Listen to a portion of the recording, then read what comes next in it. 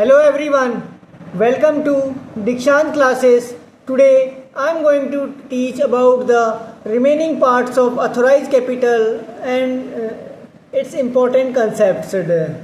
First is authorized capital. It is classified into two parts, paid up capital and authorized capital. Paid up capital is a capital for which shareholders are paid for that amount called by the company. And authorized capital is a capital which is registered at the time of commencement of a company. Paid up capital is like the water in the containers, and it is the amount of shares the company has issued to its shareholders. It means that it is the amount of shares for which the company has issued to its shareholders.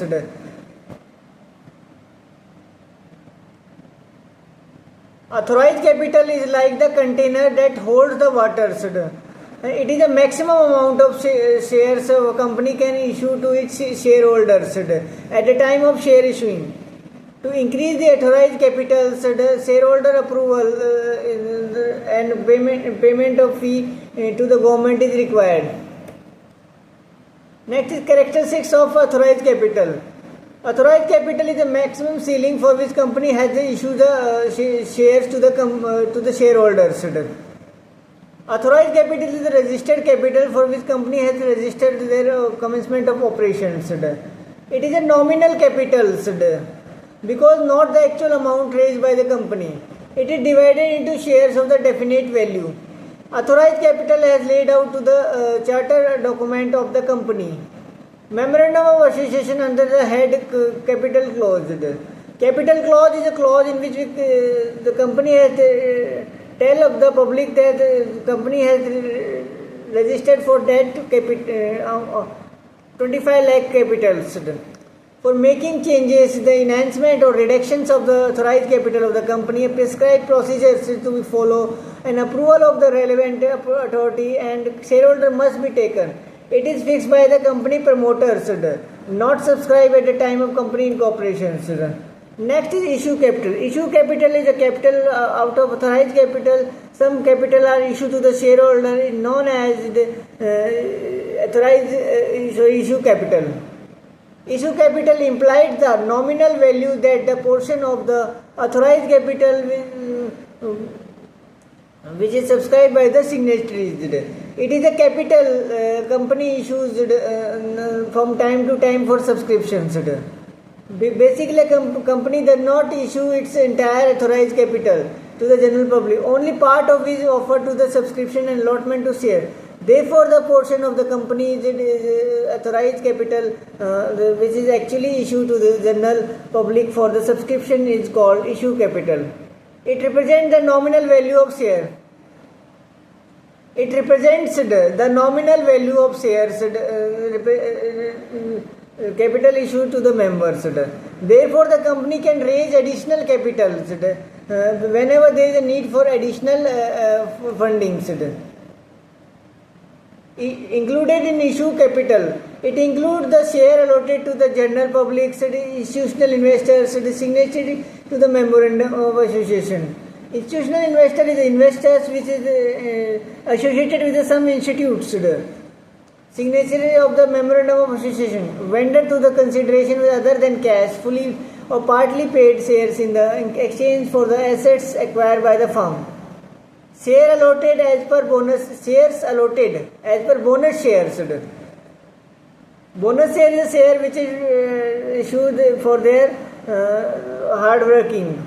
Exiting shareholder by the way of right issues, which is not included in the issue capital. The share offered to the public but not subscribed by the public. Next is process of issued capital. Authorized capital or nominal capital which the company has to be registered. Issue capital out of the authorized company has issued some capital to the shareholder. Subscribed capital out of this some shareholders are subscribed for their capitals. Call up capital which is called by the company against the shares. Paid up capital is a capital which is for shareholder has paid.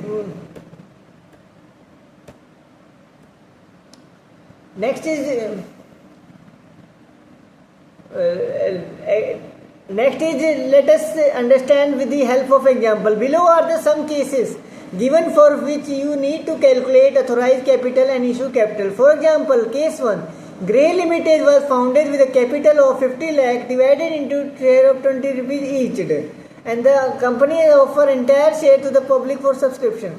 Next case 2 is Grey Limited was established with a capital of 20 lakh divided into share of 100 rupees each. It's offer 80% share to the general public for subscription.